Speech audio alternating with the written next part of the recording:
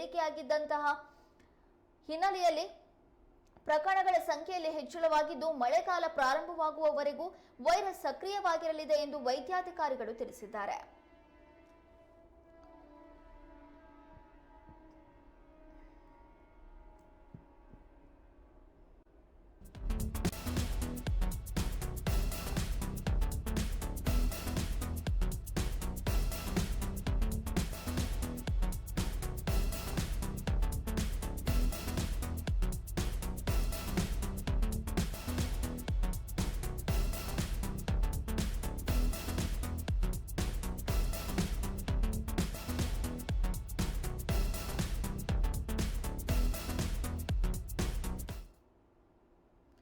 ಪ್ರತಿ ವರ್ಷ ಮಲೆನಾಡನ್ನ ಬಾಧಿಸುವ ಮಂಗನ ಕಾಯಿಲೆಯ ಆರ್ಭಟ ಈ ವರ್ಷ ತುಂಬಾ ಜೋರಾಗಿಯೇ ಇತ್ತು. ಈ ವರ್ಷ ಬರೋಬ್ಬರಿ 108 ಮಂಗನ ಕಾಯಿಲೆ ಪ್ರಕರಣಗಳು ಉತ್ತರ ಕನ್ನಡ ಜಿಲ್ಲೆಯಲ್ಲಿ ಪತ್ತೆಯಾಗಿವೆ. ಸಾಮಾನ್ಯವಾಗಿ ಶಿವಮೊಗ್ಗ ಜಿಲ್ಲೆಯಲ್ಲಿ ಕಾಣಿಸಿಕೊಳ್ತಾ ಇದ್ದಂತಹ ಮಂಗನ ಕಾಯಿಲೆ ಆರ್ಭಟ ಈ ಬಾರಿ ಉತ್ತರ ಕನ್ನಡ ಜಿಲ್ಲೆಯಲ್ಲಿ ಹೆಚ್ಚಾಗಿದೆ. ಇಲ್ಲಿವರೆಗೂ 108 ಮಂಗನ ಕಾಯಿಲೆ ಪ್ರಕರಣಗಳು ಪತ್ತೆಯಾಗಿವೆ. ಅದರ ಜೊತೆಗೆ 2019ರಲ್ಲಿ 50 ಪ್ರಕರಣಗಳು ಪತ್ತೆಯಾಗಿದ್ವು. ಆದರೆ ಪ್ರಸಕ್ತ ಸಾಲಿನಲ್ಲಿ ಪ್ರಕರಣಗಳ ಸಂಖ್ಯೆ ಗಣನೀಯವಾಗಿ ಏರಿಕೆಯಾಗಿದ್ದು ಅದರ ಜೊತೆಗೆ ಸಾವುಗಳ ಪ್ರಮಾಣ ಕೂಡ ಜಾಸ್ತಿ ಆಗಿದೆ. ಸಿದ್ದಾಪುರ ತಾಲೂಕು ಒಂದರಲ್ಲೇ 100 ಪ್ರಕರಣಗಳು ದಾಖಲಾಗಿವೆ. ಉಳಿದ 8 ಪ್ರಕರಣಗಳು ಜೋಯಿಡಾ, ಶಿರಸಿ ಮತ್ತು ಅಂಕೋಲದಲ್ಲಿ ಪತ್ತೆಯಾಗಿದೆ. ಈ ವರ್ಷ 5 ಮತ್ತು 9 ವರ್ಷದ 2 ಮಕ್ಕಳು ಸೇರಿದಂತೆ 9 ಜನರು ಈ ಒಂದು ಕೇಫ್ಟಿಗೆ ಸಾವನ್ನಪ್ಪಿದ್ದಾರೆ. ಇನ್ನೊಂದು ಆತಂಕದ ವಿಚಾರ ಏನು ಅಂದ್ರೆ ಈ ಎಲ್ಲಾ ಸಾವುಗಳು ಸಂಭವಿಸಿರುವಂತದ್ದು ಸಿದ್ದಾಪುರ ತಾಲೂಕಿನಲ್ಲಿಯೇ. ರಕ್ತದ ಮಾದರಿಗಳನ್ನ ಇದೀಗ ಶಿವಮೊಗ್ಗದ ಕೆಎಫ್ಟಿ ಪ್ರಯೋಗಾಲಯಕ್ಕೆ ಕಳುಹಿಸಲಾಗ್ತಾ ಇದೆ. ಒಬ್ರು ಮೇ ತಿಂಗಳಲ್ಲಿ ಮೃತಪಟ್ಟಿದ್ರೆ ಮತ್ತೊಬ್ರು ಏಪ್ರಿಲ್ ತಿಂಗಳಲ್ಲಿ ಮೃತಪಟ್ಟಿದ್ದಾರೆ. ಇನ್ನುಳಿದಿರುವಂತೆ 7 ಮಂದಿ ಮಾರ್ಚ್ ತಿಂಗಳಲ್ಲಿ ಮೃತಪಟ್ಟಿದ್ದಾರೆ. ಈ ವರ್ಷ ಬರಗಾಲ ಇದ್ದಿದ್ರಿಂದ ಸುದೀರ್ಘ ಒಣ ಹವೆಯ ಜೊತೆಗೆ ತಾಪಮಾನದಲ್ಲೂ ಕೂಡ ಏರಿಕೆಯಾಗಿತ್ತು. ಆ ಹಿನ್ನೆಲೆಯಲ್ಲಿ ಪ್ರಕರಣಗಳ ಸಂಖ್ಯೆ ಕೂಡ ಗಣನೀಯವಾಗಿ ಏರಿಕೆಯಾಗಿದೆ. ಇನ್ನು ಮಳೆಗಾಲ ಬರೋವರೆಗೂ ಕೂಡ ಇವುಗಳು ಸಕ್ರಿಯವಾಗಿರುತ್ತೆ ಅಂತ ಹೇಳಿ ವೈದ್ಯಾಧಿಕಾರಿಗಳು ಹೇಳಿದ್ದಾರೆ.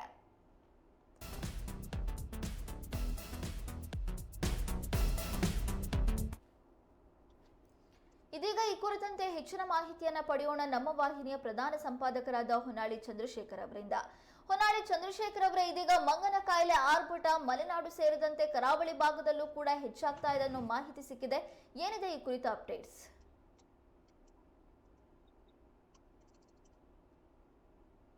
ನಯನ, ಮಂಗನ ಕಾಯಿಲೆ ಈಗ ಮಳೆಗಾಲ ಶುರುವಾಗೋ ಹೊತ್ತಿಗೆ ಅತ್ಯಂತ ಪೀಕಿಗೆ ಬಂದಿದೆ. ಸರಿಸುಮಾರು 9 ಜನ ಮೃತಪಟ್ಟಿದ್ದಾರೆ. ಹಾಗಾಗಿ ಎಲ್ಲ ಕಡೆ ಒಂದ್ ರೀತಿ ಅಲರ್ಟ್ ಅನ್ನ ಘೋಷಿಸಲಾಗಿದೆ. ಯಾಕೆ ಅಂತಂದ್ರೆ ಮಂಗನ ಕಾಯಿಲೆ ಇದು ಕಾಡಿನ ಅಂಚಿನಲ್ಲಿ ವಾಸ ಮಾಡ್ತಿರ್ತಕ್ಕಂಥ ಜನರಿಗೆ ಮಾರಣಾಂತಿಕವಾಗ್ತಿದೆ. ಸರಿಸುಮಾರು ಒಂದು 225 ಜನರಿಗೆ ಶಿವಮೊಗ್ಗ ಜಿಲ್ಲೆಯಲ್ಲಿ ಸ್ವಲ್ಪ ಕಡಿಮೆ ಬಾಧೆ ಆಗಿದೆ ಅಂತ ಅನ್ಕೋಬಹುದು. ಆದ್ರೆ ಉತ್ತರ ಕನ್ನಡ ಜಿಲ್ಲೆಯಲ್ಲಿ ಬಹಳಷ್ಟು ಜನರಿಗೆ ಈ ಕಾಯಿಲೆ ಈಗ ಅವರಿಗೆ ತಲುಪಿದೆ. ಒಂದು 100ನ್ನ ಗಡಿ ದಾಟಿದಂತ ಈ ಮಂಗನ ಕಾಯಿಲೆ ಈಗ ಸರಿಸುಮಾರು 200 ಗಡಿ ಹತ್ರ ಬರ್ತಾ ಇದೆ. ಹಾಗಾಗಿ ಆತಂಕ ಹೆಚ್ಚಿದೆ. ಉತ್ತರ ಕನ್ನಡ ಜಿಲ್ಲೆಯಲ್ಲಿ ಈಗಾಗಲೇ 9 ಜನ ಮೃತಪಟ್ಟಿದ್ದಾರೆ. ಸಿದ್ದಾಪುರ ಸುತ್ತಮುತ್ತ ಒಟ್ಟು 108 ಜನ ಮಂಗನ ಕಾಯಿಲೆಯಿಂದ ಈಗ ಆ ಪ್ರಕರಣಗಳು ಪತ್ತೆಯಾಗಿದ್ದಾವೆ. ಹಾಗಾಗಿ ಸಾಮಾನ್ಯವಾಗಿ ಕಾಡಿನ ಅಂಚಿನಲ್ಲಿ ವಾಸ ಮಾಡ್ತಕ್ಕಂಥ ಜನರು ಕಾಡಿನ ಜೊತೆಗೆ ಒಂದು ಬಾಂಧವ್ಯವನ್ನು ಇಟ್ಕೊಂಡಿರ್ತಾರೆ. ಜಾನುವಾರುಗಳು ಆ ಕಾಡಿನಲ್ಲಿ ಮೇಯ್ಲಿಕ್ಕೆ ಅಥವಾ ಹೋಗ್ತಾ ಇರ್ತವೆ. ಇವರು ಸಹ ಕಾಡಿನಲ್ಲಿ ಕಾಡು ಉತ್ಪನ್ನಗಳನ್ನ ಸಂಗ್ರಹ ಮಾಡ್ಲಿಕ್ಕೆ ಹೋಗ್ತಾ ಇರ್ತಾರೆ. ಅಥವಾ ಊರ ಪಕ್ಕದಲ್ಲೇ ಕಾಡಿರೋದ್ರಿಂದ ಅಲ್ಲಿ ಕಾಡಿಗೆ ಹೋಗೋದು ಒಂದು ಅನಿವಾರ್ಯತೆ ಇರುತ್ತೆ. ಅಂತಹ ಸಂದರ್ಭದಲ್ಲಿ ಕಾಡಿಗೆ ಹೋದಾಗ ಕಾಡಿನ ಜೊತೆಗೆ ಈ ಜಾನುವಾರುಗಳ ಜಾನುವಾರುಗಳು ಸಹ ಹೋಗ್ತಾ ಇರ್ತವೆ. ಹಾಗಾಗಿ ಮಂಗನ ಕಾಯಿಲೆ ಈಗ ಅಲ್ಲಿ ಸಿದ್ದಾಪುರ ಸುತ್ತಮುತ್ತ ತುಂಬಾ ಆತಂಕಕ್ಕೆ ಕಾರಣ ಆಗಿದೆ. ಅಲ್ಲಿ ಈಗ 2019ರಲ್ಲಿ ನೋಡಿದ್ರೆ 50 ಪ್ರಕರಣ ದಾಖಲಾಗಿತ್ತು. ಆದ್ರೆ ಈಗ 2023ರಲ್ಲಿ ಸಿದ್ದಾಪುರದಲ್ಲೇ 100 ಪ್ರಕರಣ ಇದೆ. ಆಮೇಲೆ ಇನ್ನು ಕೆಲವು ಪ್ರಕರಣಗಳು ಸುತ್ತಮುತ್ತ ಇರತಕ್ಕಂಥ ತಾಲೂಕುಗಳಾದ ಜೋಯಿಡಾ, ಸಿರ್ಸಿ, ಅಂಕೋಲಾದಲ್ಲಿ ಇದೆ. ಇನ್ನೊಂದು ಏನಂದ್ರೆ ಈ ಮಂಗನ ಕಾಯಿಲೆ ಈ ಭೌಗೋಳಿಕವಾಗಿ ಪ್ರತಿ ವರ್ಷ ಕಾಣಿಸ್ಕೊಳ್ತಕ್ಕಂಥ ಪ್ರದೇಶ ಏನಿರುತ್ತೆ ಆ ಪ್ರದೇಶವೂ ಸಹ ಶಿಫ್ಟ್ ಆಗ್ತಾ ಇರುತ್ತೆ. ನಾವು ಈ ಹಿಂದೆ ನೋಡ್ಬೋದು, ಈಗ ಒಂದು 3-4 ವರ್ಷದ ಹಿಂದೆ ಶಿವಮೊಗ್ಗದಲ್ಲಿ ಅತಿ ಹೆಚ್ಚು ಮಂಗನ ಕಾಯಿಲೆ ಇತ್ತು. ಆ ಸಂದರ್ಭದಲ್ಲಿ ಸಾಗರ, ಸೊರಬ, ತೀರ್ಥಹಳ್ಳಿ ಸುತ್ತಮುತ್ತ ಊರುಗಳಲ್ಲಿ ಮಂಗನ ಕಾಯಿಲೆ ಬಹಳ ದೊಡ್ಡ ಸಂಖ್ಯೆಯಲ್ಲಿ ಕಾಣಿಸ್ಕೊಂಡಿತ್ತು. ಅಲ್ಲಿ ಇವರು ಸಹ ಆತಂಕಗೊಂಡಿದ್ರು ಅಧಿಕಾರಿಗಳು. ಅದೇ ಸಂದರ್ಭದಲ್ಲಿ ಶಿವಮೊಗ್ಗದಲ್ಲಿ ಸಹ್ಯಾದ್ರಿ ಉತ್ಸವ ಇತ್ತು. ಆಗ ಬಹಳಷ್ಟು ಜನ ಪ್ರಗತಿಪರರು ಎಲ್ಲರೂ ಸಹ್ಯಾದ್ರಿ ಉತ್ಸವನೇ ರದ್ದು ಮಾಡ್ಬೇಕು ಅಂತೇಳಿ ಹೋರಾಟವನ್ನ ಮಾಡಿದ್ರು. ಆ ಸಹ್ಯಾದ್ರಿ ಉತ್ಸವ ನಡೀತು, ಬಟ್ ಆ ಮಂಗನ ಕಾಯಿಲೆನ ನಿಯಂತ್ರಣ ಮಾಡೋದ್ರಲ್ಲಿ ಸ್ವಲ್ಪ ಮಟ್ಟಿಗೆ ಯಶಸ್ಸು ಕಂಡಿತ್ತು. ಅದಾದ ವರ್ಷಗಳಲ್ಲಿ ಪಕ್ಕದ ಜಾಗಗಳಿಗೆ ಮಂಗನ ಕಾಯಿಲೆ ಶಿಫ್ಟ್ ಆಗ್ತಾ ಹೋಗ್ತಾ ಇದೆ. ಈ ಸರಿ ಅತಿ ಹೆಚ್ಚು ಕಾಣಿಸ್ಕೊಂಡಿರೋದು ಸಿದ್ದಾಪುರದಲ್ಲಿ. ಹಾಗಾಗಿ ಸಿದ್ದಾಪುರದಲ್ಲೇ ಈಗ ಎಲ್ಲಾ ಸಾವುಗಳು ಸಿದ್ದಾಪುರ ತಾಲೂಕಲ್ಲೇ ಕಾಣಿಸ್ಕೊಂಡಿದೆ. ಈ ಮಂಗನ ಕಾಯಿಲೆ ಬಗ್ಗೆ ವೈಜ್ಞಾನಿಕವಾದ ಸಂಶೋಧನೆ ಮಾಡದಿರೋ ಕಾರಣಕ್ಕೆ ಇವತ್ತಿನೂ ಸಹ ಜನರು ಇದರಿಂದ ಅಪಾಯವನ್ನ ಅನುಭವಿಸಬೇಕಾಗಿದೆ. ಮಲೆನಾಡಿನ ಜನರಿಗೆ ಇದು ಬೇಸಿಗೆಯಲ್ಲಿ ಡಿಸೆಂಬರ್ ಇಂದ ಶುರುವಾಗಿ ಆಲ್ಮೋಸ್ಟ್ ಮೇ ತಿಂಗಳು ಜೂನ್ ತಿಂಗಳವರೆಗೂ ಸಹ ಜನರು ಈ ಮಂಗನ ಕಾಯಿಲೆನ ಅನುಭವಿಸ್ತಾನೆ ಇದ್ದಾರೆ ನಯನ. ಓಕೆ, ಇನ್ನು ಮಲೆನಾಡಿನಲ್ಲೂ ಕೂಡ ಮಂಗನ ಕಾಯಿಲೆ ಆತಂಕ ಮನೆ ಮಾಡಿದೆ. ಹಾಗಾಗಿ ಆರೋಗ್ಯ ಇಲಾಖೆ ಅಧಿಕಾರಿಗಳು ಏನೆಲ್ಲ ಕ್ರಮ ಕೈಗೊಂಡಿದ್ದಾರೆ? ನಯನ, ಮಂಗನ ಕಾಯಿಲೆಗೆ ಈಗ ಇರ್ತಕ್ಕಂತ ಲಸಿಕೆ ಅಂತಂದ್ರೆ ಮುಂಜಾಗ್ರತಾ ಕ್ರಮವಾಗಿ ತೆಗೆದುಕೊಳ್ತಕ್ಕಂತ ಲಸಿಕೆ. ಅದನ್ನ ವ್ಯಾಪಕವಾಗಿ ಕಾಡಂಚಿನ ಗ್ರಾಮಗಳಲ್ಲಿ ಇರ್ತಕ್ಕಂತ ಜನರಿಗೆ ಈ ಲಸಿಕೆಯನ್ನ ಕೊಡ್ತಾರೆ. ಹಾಗಾಗಿ ಈ ಒಂದು ಸಂದರ್ಭದಲ್ಲಿ ಈಗ ಲಸಿಕೆಯನ್ನ ಕೊಟ್ಟಿದ್ದೇವೆ ಅಂತ ಹೇಳಿ ಜಿಲ್ಲಾಡಳಿತ ಮತ್ತು ಆರೋಗ್ಯ ಇಲಾಖೆ ಹೇಳ್ತಾ ಇದೆ. ಆ ಸಂದರ್ಭದಲ್ಲಿ ಸಮರ್ಪಕವಾಗಿ ಲಸಿಕೆಯನ್ನು ಕೊಡುವಂತ ಕಾರ್ಯ ಆಗಿಲ್ಲ ಅಂತಕ್ಕಂತ ಆಕ್ಷೇಪಗಳಿತ್ತು. ಆದ್ರೆ ಅದೃಷ್ಟವಶಾತ್ ಶಿವಮೊಗ್ಗ ಜಿಲ್ಲಾಡಳಿತದ ಅದೃಷ್ಟವೋ, ಜಿಲ್ಲಾ ಆರೋಗ್ಯ ಇಲಾಖೆ ಅದೃಷ್ಟವೋ, ಶಿವಮೊಗ್ಗ ಜಿಲ್ಲೆಯಲ್ಲಿ ಈ ಮಂಗನ ಕಾಯಿಲೆ ಅಷ್ಟು ವ್ಯಾಪಕವಾಗಿ ಕಾಣಿಸ್ಕೊಂಡಿಲ್ಲ. ಒಂದೆರಡು ಕಾಣಿಸ್ಕೊಂಡೇ ಇಲ್ಲ ಅಂತ ಅಲ್ಲ, ಆದ್ರೆ ಇದು ಸಾಂಕ್ರಾಮಿಕವಾಗಿ ಹರಡಿಲ್ಲ ಶಿವಮೊಗ್ಗ ಜಿಲ್ಲೆನಲ್ಲಿ. ಹೇಗೆ ಉತ್ತರ ಕನ್ನಡದಲ್ಲಿ ಸಿದ್ದಾಪುರ ತಾಲೂಕಿನಲ್ಲಿ ಅದು ಜೋಡ ತಾಲೂಕಿನಲ್ಲಿ ಕಾಣಿಸ್ತಾ ಇದೆಯೋ, ಅಷ್ಟು ವ್ಯಾಪಕವಾಗಿ ಶಿವಮೊಗ್ಗ ಅಂದ್ರೆ ಮಲೆನಾಡು ಭಾಗದಲ್ಲಿ ಮಂಗನ ಕಾಯಿಲೆ ಹರಡಲಿಲ್ಲ. ಇನ್ನು ಮಂಗನ ಕಾಯಿಲೆ ಬಂದ ಮೇಲೆ ಚಿಕಿತ್ಸೆ ಅಂತಂದ್ರೆ ಈಗ ಅದಕ್ಕೆ ನಿರ್ದಿಷ್ಟವಾದ ಔಷಧ ಇದುವರೆಗೂ ಕಂಡುಹಿಡಲಿಕ್ಕೆ ಆಗಿಲ್ಲ ಸರ್ಕಾರಕ್ಕೆ. ಮಣಿಪಾಲ ಕಳಿಸ್ತಾರೆ, ಅಲ್ಲಿ ಆ ಕ್ಷಣಕ್ಕೆ ಏನು ಅಲ್ಲಿ ಸಿಂಪ್ಟಮ್ಸ್ ಕಾಣುತ್ತೋ ಆ ಸಿಂಪ್ಟಮ್ಸ್ಗೆ ತಕ್ಕರಾದ ಒಂದು ಚಿಕಿತ್ಸೆ ಕೊಡ್ತಾರೆ. ಜ್ವರ ಕಂಡ್ರೆ ಜ್ವರಕ್ಕೆ ಚಿಕಿತ್ಸೆಯನ್ನು ಕೊಡ್ತಾರೆ, ಶೀತ ಆದ್ರೆ ಶೀತಕ್ಕೆ ಚಿಕಿತ್ಸೆಯನ್ನು ಕೊಡ್ತಾರೆ, ಅಥವಾ ಮೈಕೈ ನೋವಾದ್ರೆ ಅದಕ್ಕೆ ಚಿಕಿತ್ಸೆ. ಹಾಗಾಗಿ ಮಂಗನ ಕಾಯಿಲೆಗೆ ಅಂತ ಹೇಳಿ ಚಿಕಿತ್ಸೆ ಇದುವರೆಗೂ ಸಹ ಸರ್ಕಾರ ಸಂಶೋಧನೆ ಮಾಡಿ ಅದ್ರ ಬಗ್ಗೆ ಒಂದು ಶಾಶ್ವತ ಪರಿಹಾರ ಕಂಡುಕೊಳ್ಳೋ ನಿಟ್ಟಿನಲ್ಲಿ ಕ್ರಮಗಳಾಗಿಲ್ಲ. ಆದ್ರೆ ಅದೃಷ್ಟವಶಾತ್ ಮಲೆನಾಡಿನ ಜನರಿಗೆ ಈಗ ಮಂಗನ ಕಾಯಿಲೆಯ ಆತಂಕ ಈ ಬಾರಿ ಈ ಹಿಂದೆ ಕಂಡಷ್ಟು 2018, 19, 20ರಲ್ಲಿ ಕಂಡಷ್ಟು ಆತಂಕ ಈಗ 23, 24ನೇ ಇಸ್ವಿಯಲ್ಲಿ ಕಾಣ್ತಾ ಇಲ್ಲ. ಆದ್ರೆ ದಕ್ಷಿಣ ಕನ್ನಡದಲ್ಲಿ ಕಾಣಿಸ್ಕೊಳ್ತಾ ಇದೆ. ಆದ್ರೆ ಮಂಗನ ಕಾಯಿಲೆ ಅಲ್ಲೇ ಇರುತ್ತೆ, ಆ ವ್ಯಾಪ್ತಿಯಲ್ಲಿ ಮಾತ್ರ ಕಾಣಿಸ್ಕೊಳ್ಳುತ್ತೆ ಅಂತ ಅಲ್ಲ. ಅದು ಭೌಗೋಳಿಕವಾಗಿ ಒಂದು ಪ್ರದೇಶ ಈ ವರ್ಷದಲ್ಲಿ ಒಂದು ಪ್ರದೇಶದಲ್ಲಿ ಕಾಣಿಸ್ಕೊಳುತ್ತೆ ಅಂತಂದ್ರೆ ಸ್ವಲ್ಪ ಪಕ್ಕದ ಜಾಗಕ್ಕೆ ಹೋಗಿ ಮುಂದಿನ ವರ್ಷ ಅಲ್ಲಿ ಕಾಣಿಸ್ಕೊಳ್ಳುತ್ತೆ. ಮತ್ತೆ ಇನ್ನು ಸ್ವಲ್ಪ ಅದ್ರ ಮರು ವರ್ಷ ಇನ್ನೊಂದು ಸ್ವಲ್ಪ ದೂರದ ಪ್ರದೇಶದಲ್ಲಿ ಕಾಣಿಸ್ಕೊಳ್ಳುತ್ತೆ.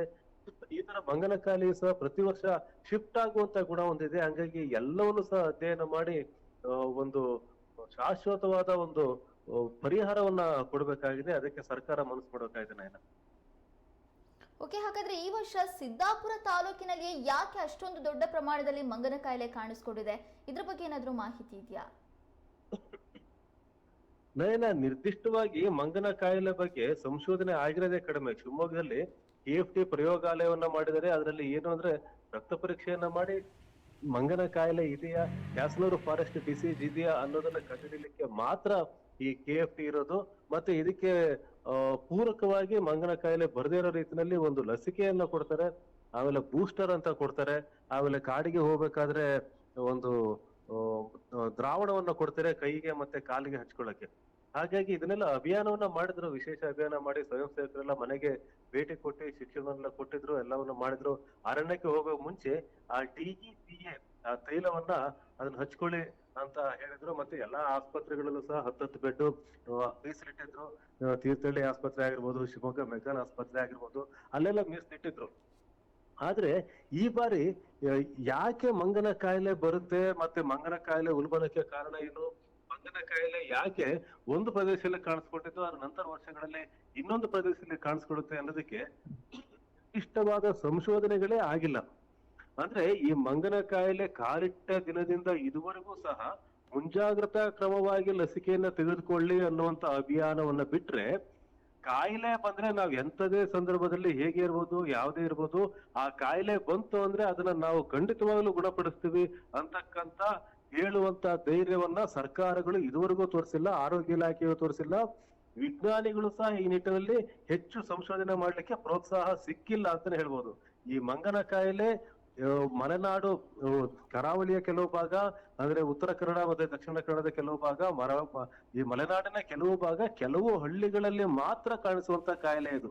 ಇದು ಕೊರೋನಾ ರೀತಿಯಲ್ಲಿ ವಿಶ್ವಾದ್ಯಂತ ಎಲ್ರಿಗೂ ಕಾಣಿಸೋ ಕಾಯಿಲೆ ಅಲ್ಲ, ಅಥವಾ ಶಿವಮೊಗ್ಗ ಜಿಲ್ಲೆಯಲ್ಲಿ ಎಲ್ಲಾ ಕಡೆ ಹರಡುತ್ತೆ, ಕರ್ನಾಟಕದಲ್ಲಿ ಎಲ್ರಿಗೂ ಹರಡುತ್ತೆ, ಬೇರೆ ಬೇರೆ ರಾಜ್ಯಗಳು ಹರಡುತ್ತೆ ಅನ್ನೋಂತ ಕಾಯಿಲೆ ಅಲ್ಲ. ಒಂದು ಚಿಕ್ಕ ಪ್ರದೇಶ, ಒಂದು ಚಿಕ್ಕ ಭೌಗೋಳಿಕ ಪ್ರದೇಶ, ಕಾಡು ಇರ್ತಕ್ಕಂತ, ಕಾಡಿನ ಅಂಚಿನಲ್ಲಿ ಇರ್ತಕ್ಕಂತ ಹಳ್ಳಿಗಳು, ಕಾಡಿನ ನಡುವೆ ಇರ್ತಕ್ಕಂತ ಹಳ್ಳಿಗಳು ಯಾವುದು ಉತ್ತರ ಕನ್ನಡ ಮತ್ತೆ ಮಲೆನಾಡು, ಈ ಪಶ್ಚಿಮ ಘಟ್ಟದ ಕೆಲವು ಹಳ್ಳಿಗಳಲ್ಲಿ ಮಾತ್ರ ಕಾಣಿಸುವಂತ ಕಾಯಿಲೆ ಆಗಿರೋ ಕಾರಣಕ್ಕೆ, ಮತ್ತು ಪ್ರತಿ ವರ್ಷ ಬಾಧಿತರ ಸಂಖ್ಯೆ ಈ ವರ್ಷ 108, 110, ಏನೋ ಒಂದ್ ವರ್ಷ ಗರಿಷ್ಠ ಅಂತಂದ್ರೆ ಒಂದು 200 ಜನ ಇರ್ಬೋದು, 250 ಜನ ಇರ್ಬೋದು ಗರಿಷ್ಠ ಬಾಧಿತರ ಸಂಖ್ಯೆ, ಅಥವಾ ಕೆಲವೊಂದ್ ಕಡೆ ಇನ್ನೂ ಜಾಸ್ತಿ ಆಗಿರ್ಬೋದು.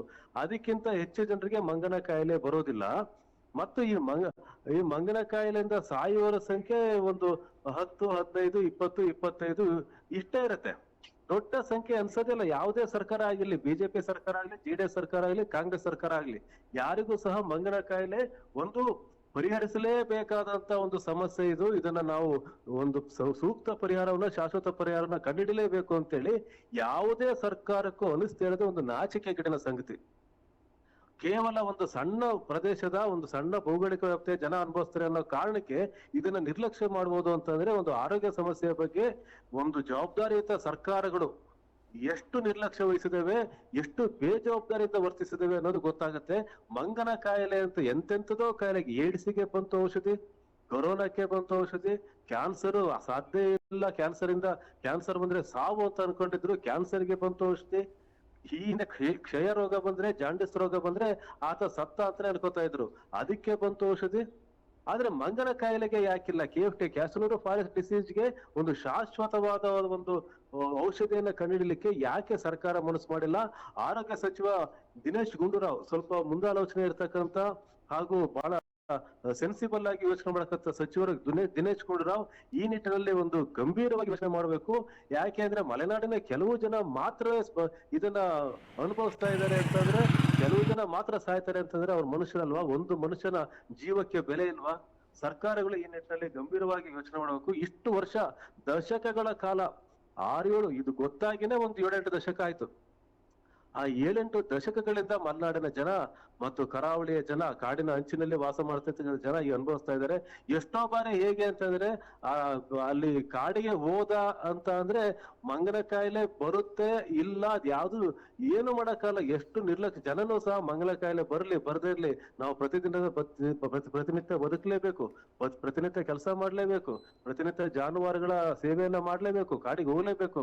ಮಂಗನ ಕಾಯಿಲೆ ಬರುತ್ತಾ ಅಂತ ಉಪವಾಸ ಸಾಯಕ್ಕಾಗತ್ತಾ ಅಂತೇಳಿ ಹಳ್ಳಿ ಜನ ಪ್ರಶ್ನೆ ಮಾಡ್ತಾರೆ. ಹೋಗದೆ ಇದ್ರೆ ಉಪವಾಸ ಸಾಯ್ತೇನೆ, ಹೋದ್ರೆ ಮಂಗನ ಕಾಯಿಲೆ ಬಂದ್ ಸಾಯ್ತೇನೆ, ಏನಾಗಬೇಕಾಗಿದೆ? ಸಾವು ಬರ್ದಿಟ್ಟಿದ್ದು ಅಂತ ಹೇಳಿ ಅಷ್ಟು ಉದಾಸೀನವಾಗಿ ಈ ಕಾಯಿಲೆನ ಜನರು ನೋಡುವಂತ ಪರಿಸ್ಥಿತಿನ ತಂದಿಟ್ಟಿದ್ದು ಈ ಸರ್ಕಾರಗಳು. ಈ ಸಂದರ್ಭದಲ್ಲಾದ್ರೂ ಸರ್ಕಾರಗಳು ಒಂದು ಶಾಶ್ವತ ಪರಿಹಾರವನ್ನ ಕಂಡುಕೊಳ್ಬೇಕಾಗಿದೆ. ನಯನ, ಓಕೆ, ನಿಮ್ಮೆಲ್ಲ ಮಾಹಿತಿಗಾಗಿ ಧನ್ಯವಾದಗಳು.